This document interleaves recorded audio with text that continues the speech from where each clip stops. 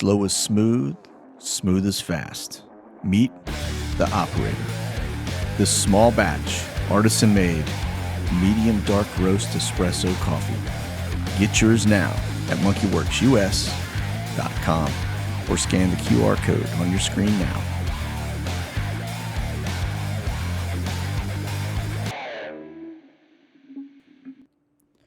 All right. Hey, welcome, folks. Mil-Spec Ops Monkey here. It's going to be your SITREP. It is a beautiful Monday. It's around 11 a.m. Central Time, coming to you live here from the great state of Texas in the Monkey Lounge. And we got a lot to cover today. There are some data points for you that you're not going to want to miss. Janet Yellen has made some comments that have gotten a lot of people over in the financial side of the house a little bit worried. And so when this powder keg will actually go off is no one's idea, but it can't be too far off based on her comments and based on what they're saying. So we're going to get into that. We're going to also change things up a little bit today. We're going to look at our normal watch list, but then we're going to check out the E6 Takamo Navy birds, because that's going to give us a good indicator on where our subs are located. We look at the graybeards, which are going to tell us where the agency boys are headed. The FBI, the DOJ, we're going to look at their flights specifically over the last 10 days. And then we're going to look at AWACS and, of course, NOAA to see what they are also up to. So without further ado, let's jump over here to our mini and to kind of start peeling this banana back, so to speak. You can see currently on screen, we've got 26 up. These are air refuelers only. Remember, this is a good indicator of fighter aircraft activity. And notice here, we got this one squawking. What that means is on their transponders, they have an emergency of some type. Now, 7700 code is a general emergency. It could be anything from landing gear to flight controls to cabin pressure to something medical emergency. It could be anything, all right? 7600 means that's no radio. That means they lost comms on the aircraft. But 7700, again, general squawk. It has since, let's see, very interesting, since disappeared since our last refresh about 2.5 minutes ago. It was right here on the board. No telling what it was, but let's pray that this little dude made it back safely. But anyway, we had that on there, and it's now gone, so hopefully they landed. And we'll look at just air refuelers now. Oh, the mysteries. You notice you got these headed down to our southern border. Again, I think the reason they're doing this is because you've either got cartel or you've got a foreign military that's down here performing some activity that we don't like, and therefore we're going to do a little bit of posturing here on our border. Doubt it has anything to do with the immigration aspect. And then, of course, get over Florida, very active and busy. Notice where this is going on. This is down South Florida. So that could be, a little bit of range around this. If you were to just put a red circle around that, that would be where your fighters are probably operating. And these guys are servicing that. All right. So looks like that's in and out of MacDill Air Force Base in Tampa. And then notice where you don't see them up here. Kind of strange. I'm sure that'll change, but we don't see them up. Doesn't mean the fighters aren't up, just means they're not up for a long period of time.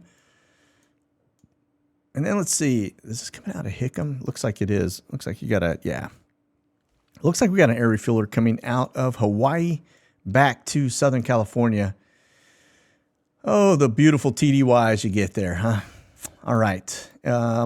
So let's do this. Let's get into, peel this off. And then I'm going to actually look closer at the total number on screen just to see where we are. 250 is kind of the average. And remember, this is military only that we're looking at here. And turn off our refresh. And 164, but we've stripped out around 55, 59, somewhere around there in terms of the trainers. Very light, actually, for today. Pretty light, all right? All right, let's get into our watch list and see what's going on there. Now, we do have right now, I'm going to load that's going to be strictly surveys. We're not going to look at survey flights today, but you can see they're still pretty active over the United States. For a Monday, we're taking those out, and then we're just going to get kind of a bottoms-up look. Have a couple E6s just getting airborne in the middle of the United States. Again, those are Takamo, Take Charge, Move Out, Navy birds. And then NASA bird off of Southern California. Just keep an eye on them. We have a weather system moving into Southern Cal, or actually Northern Cal, California in general, except for Southern Cal, it looks like. We'll have to look at that closer here in a minute, but looks to be a pretty doozy one coming in. That's a SAM flight, blue and white dignitary. Looks to be headed back to D.C. That's going to be your feds. That's going to be the FBI. That's in 721AL. That's their de Havilland -8 aircraft. And what do we have here? We do have an E-3 Sentry off the coast, and then that's also a DOJ bird. That's 757-200. So that's moving a lot of folks when the DOJ puts them on that particular aircraft. 757. It's a pretty good size. And then over to Europe, we've got our usual aircraft up. That's going to be an R-135, the Brits. And then that's going to be one of your graybeards. That's Phoenix Air again. That's an agency bird.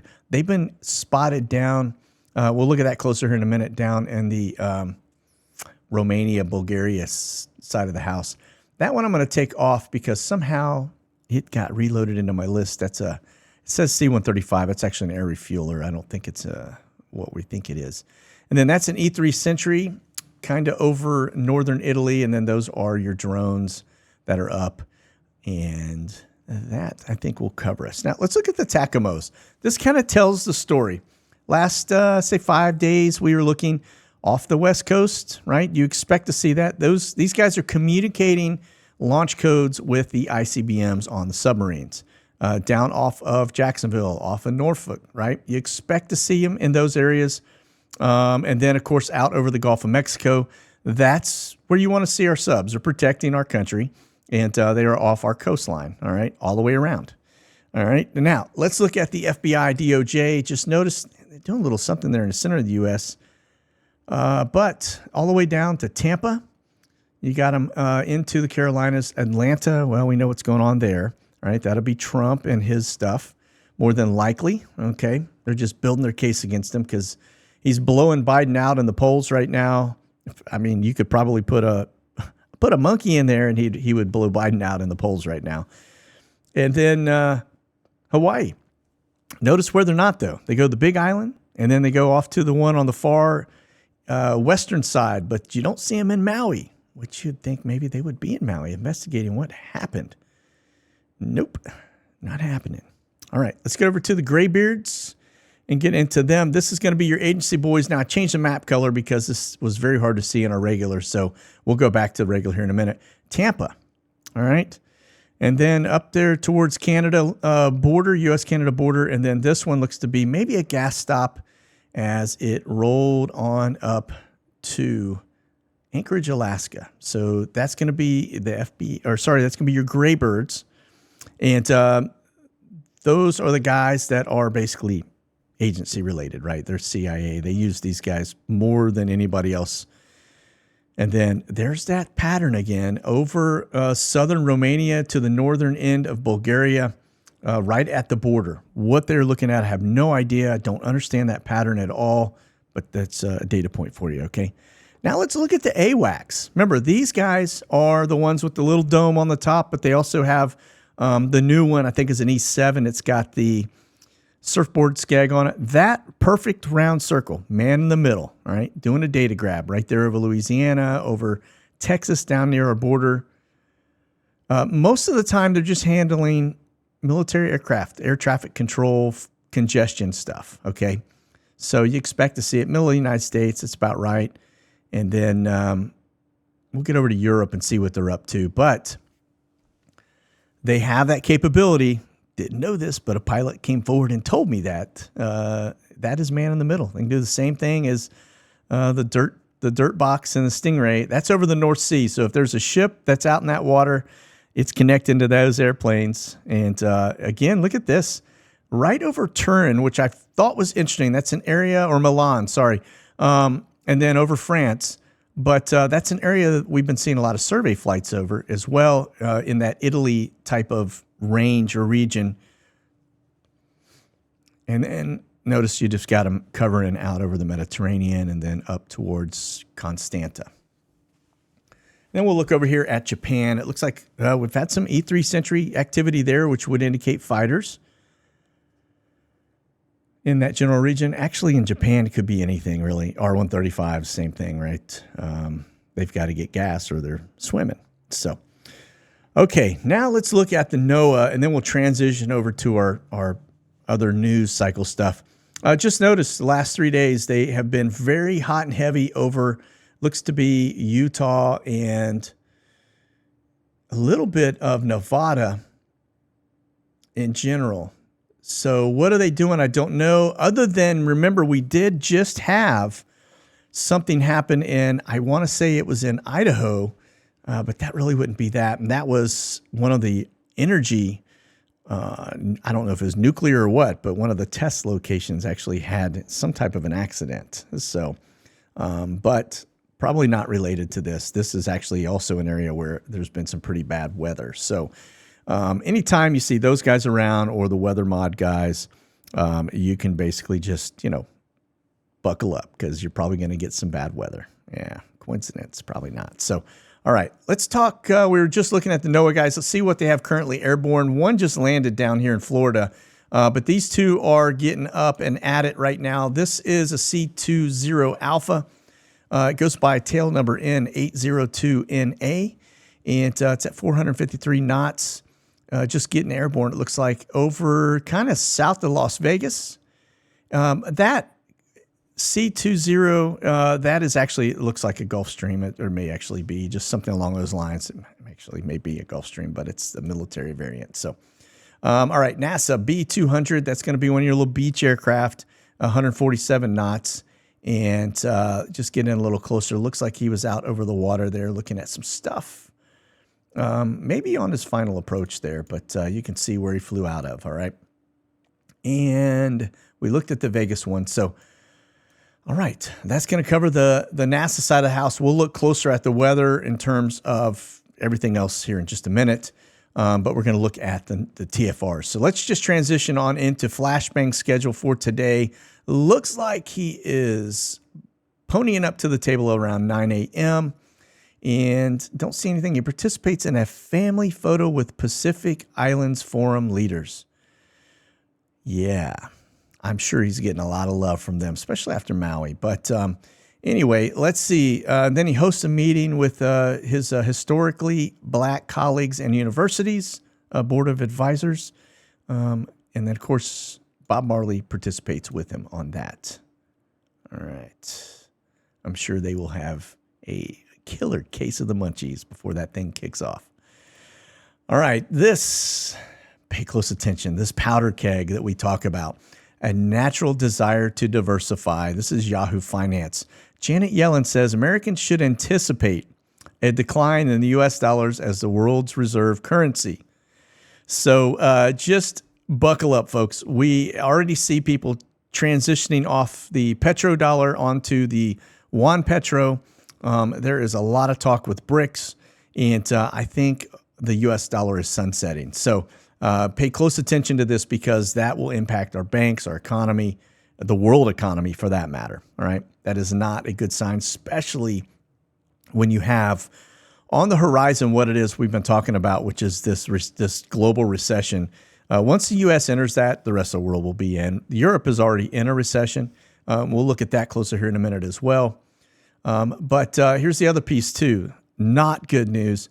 JP Morgan analysts see energy supercycle with oil as high as $150 a barrel. Remember, the Saudis are putting the pinch on us, as are the Russians. And so they're doing that because we don't have the ability to replenish our strategic petroleum reserve. As long as it's at $150 a barrel, you're not going to get that thing bumping up at all. And so just eyes on that, because that means there could be a lot of people walking come this fall and winter. When you start to get energy prices like that at $150 a barrel, you can bet your bottom dollar that the gas pumps are going to be exceptionally high. All right. Okay. I don't know if you caught this one at all, but if you haven't, this is an interesting data point for you. Remember, you can catch my blogs over at monkeyworksus.com under the blogs, and I've done quite a bit of extensive research when it comes to the Fourth Reich, yes, you heard me correctly, our deep state, as well as how all of this stuff formed when it came out of Operation Paperclip, P.O. Box 1142, etc., and where they all went. Yeah, we know where they went in 1948, and that is Ukraine. And so the Canadian House Speaker apologizes for honoring an actual Nazi. Rob, remember, too, you just had Zelensky visit, and that's when this took place. Again, tied to Ukraine and the neo-Nazis. The same thing with the Wagner Group, all right? But they're saying that still radio silence from the ADL. This House of Speaker, or this Canadian House of Commons Speaker, basically issued a formal apology after he was asked, after he asked the entire Parliament to give a standing ovation last week to a 98-year-old Nazi Waffen-SS soldier. Yeah, and they did, by the way. Standing O to this Nazi soldier. Not good. And but if you think they went away, folks, they have not. I know this guy's 98 years old. He's one of the OG, so to speak. All right. But they have not gone away at all. All right. Now, this one is just another data point for you. Countries pledging the most aid and arms to Ukraine. This is going to shock you a little bit. Well, no, actually it won't. The United States is number one. All right. This is just in the last year. So this is January of 2022 to July 2023 in billions of years. So it's 42 billion.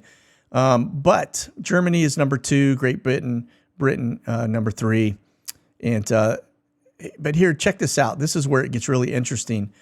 The country's committed to the most aid. So not just dollars, but aid.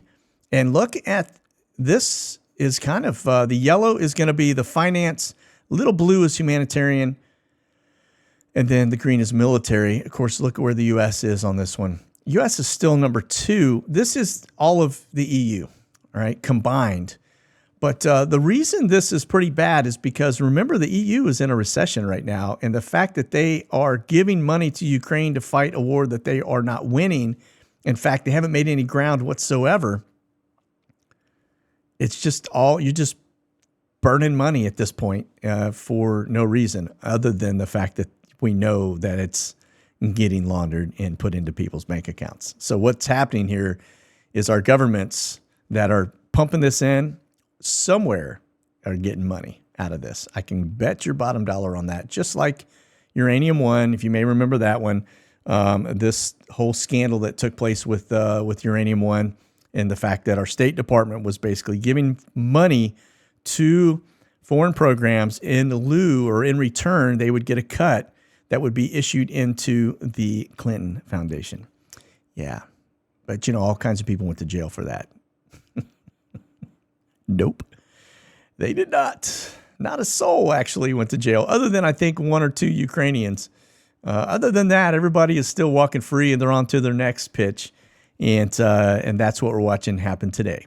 Okay, the war. Instead of Uranium One, it's the war. All right, this is the current attack mode on the U.S. It looks like quite the uptick today. As you can see, the barrage of attacks coming into the United States from Europe and abroad. And people just showing us the love here. And then over here to this side of it. Now, this is the slop that's coming through. This is heavy duty turbulence. You'll notice the jet stream is just pushing it right in. It probably will make it down into Los Angeles in the next day or two. And then, of course, it's going to come into the center of the United States, which we need it. We have a massive, unprecedented drought here in our meat belt, so to speak. Well, I say that, but notice where it all went. Looks like it just kind of fizzled out when it hit the coastline, but that is where it's headed. Of course, I think that rain will still make it across, but the pretty big storm out there right now. So let's go over and take a look at it on our weather app, and you'll just notice this. This is that low that we're looking at, but just notice where the winds and the jet streamers are pulling that straight in. Let's see what happens if it pulls in any of this out here. As you can see, that's also kind of getting drawn in from all of this. So it looks like you got a pretty wet cycle on the West Coast coming up. These giant Circles would indicate flashbang is on the move. Again, I don't see it on his schedule yet, but that's where he's headed. These right here in Idaho, south of Boise, I believe that's where that nuclear incident took place, where they had some type of an energy explosion. And that, I think, is why that's still security over that. But looks like flashbang's headed to go check out the zombies in San Francisco. And then it looks like he's also headed up to Detroit. And so we'll keep an eye on his schedule to see when he's headed out. And then these blue boxes are actually power outages in the area. All right. Okay. Tropics. Got this one out here brewing, but everything else looks a little bit chilled at the moment. We'll see where this ends up going. This could end up just going across based on those wind patterns. Who knows what that's going to look like in a couple of days. All right, let's break away from that. Now, if we look at the NOTAMs over here, we've noted the TFRs associated with flashbang. Get over to Europe and just notice you've got some large mill exercises going on in this region between Sweden and over the Norwegian Sea. And then north of UK, it looks like that's popped back up yet again. And then let's see, get over here to this side of the house because this is where it gets really interesting. Look at all the stuff to the north and south and east and west of South Korea, off of Shanghai, and then off of, this is Taiwan here, and then off of Okinawa. Looks to be quite a bit going on. And we'll take a look at the flights and see if we're still seeing an uptick headed into Guam.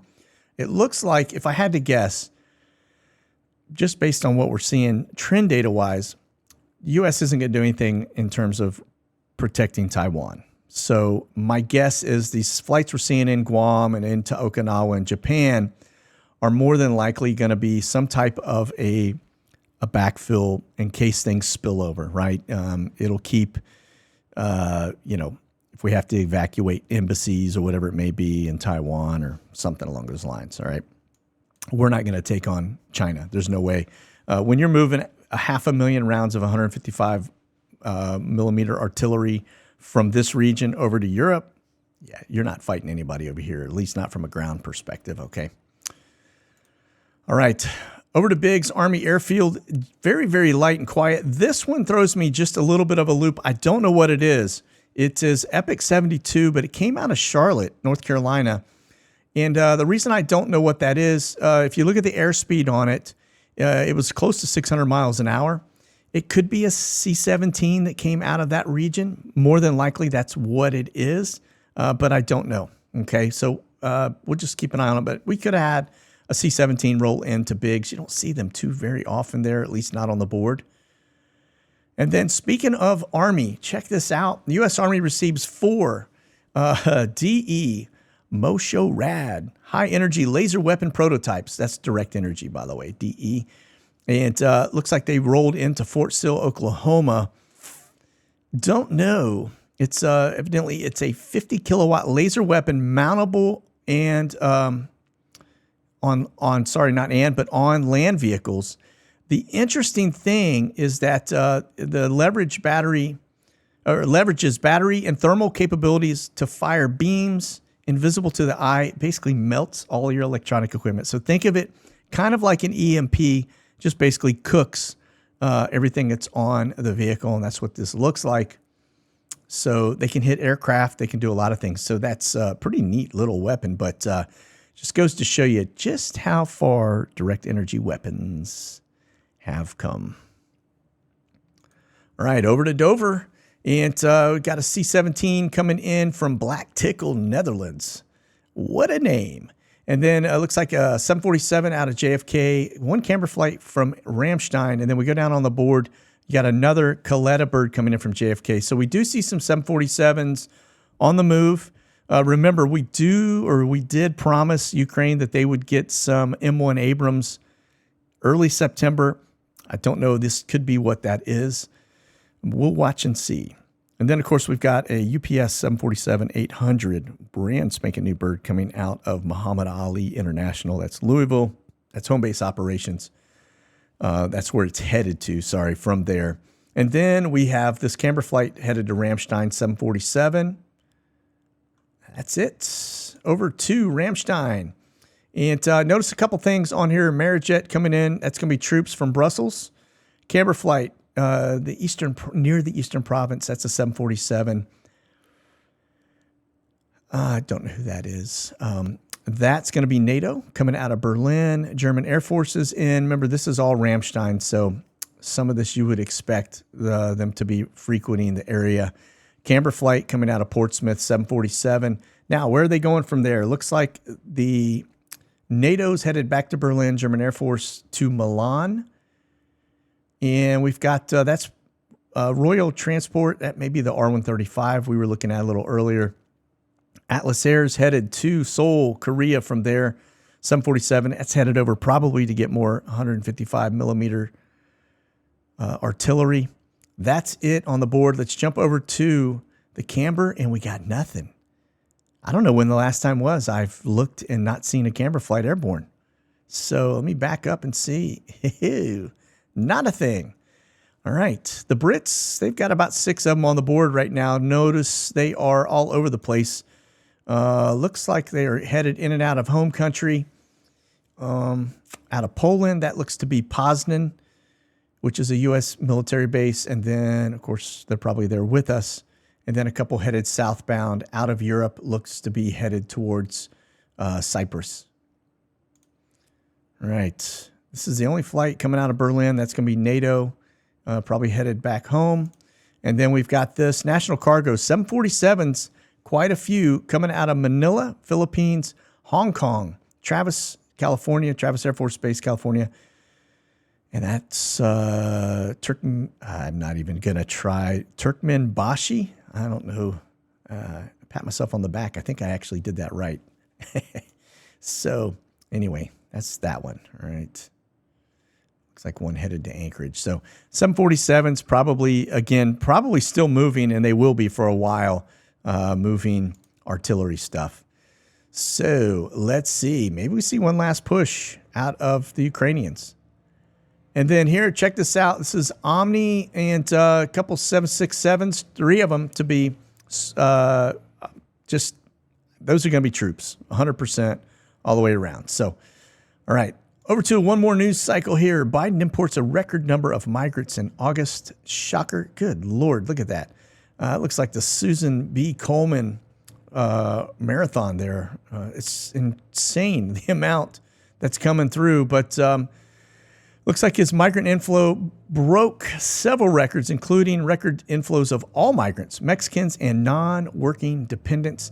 I don't know if you remember me talking about this recently, but we were looking at a video where somebody was interviewing one of the workers on the wall down at the Mexican-Texas border, and they were asked, hey, we thought that the wall funding was ended. And the worker responded saying, oh, this is Mexico's building the wall. It's not the U.S. Mexico's still paying for this, which surprised me. And his rebuttal to that was, well, wait a minute. Why would Mexico be building the wall? And he said, because they know that the U.S. economy is about to collapse, and they don't want all these people coming back into the country. So let that sink in for a minute. But it's just yet another data point of where we are in this just one giant mess that we have from an immigrant issue. So, all right, listen, that is going to do it. Let's do this. Before I do it, just get eyes on the board in terms of the migrant machine. Notice there are several coming out. That's Alexandria, taking some folks back to Colombia. Several headed down south of the border today. That's what you want to see. And then it looks like 1 or 2 headed out of kind of San Antonio, Austin area. Actually, yeah, that may be Houston, Austin, and then over here to Phoenix. So, okay. Well, listen, that is going to do it now. So just we'll keep our eye on all of this going on, but not good news for the U.S. dollar and our economy by any means. And we'll wait and see what happens between China and Taiwan, and then, of course, Russia and Ukraine. There's talks that this thing may just kind of fizzle out in Ukraine. We'll wait and see what happens. So that's it. You guys keep that powder dry and stay frosty. We'll talk soon. God bless. Monkey out.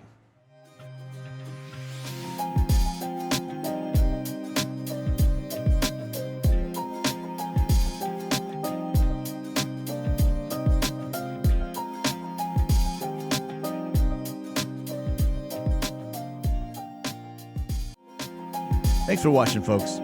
You can check out the latest gear and products by selecting the QR code on your screen now or go to monkeywerxus.com.